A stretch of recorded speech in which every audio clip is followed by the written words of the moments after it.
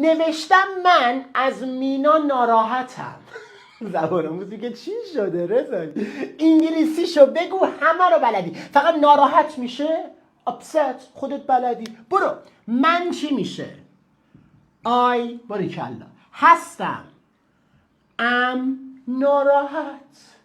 I am upset. مینا هم که همون میشه مینا. درسته؟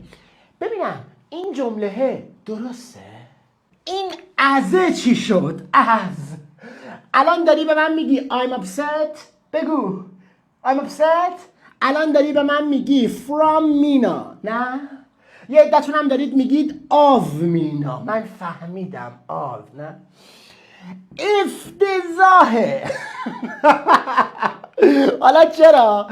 بچه ها یادتون باشه اگر این ور آدم بود حرف اضافه واژه upset with هست.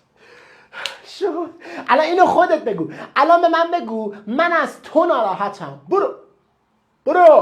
I am من هستم ناراحت. upset از تو. باز میگه from you. نداره from. I'm upset with you. تمام شد. حله. استفاده کن. لذت ببر.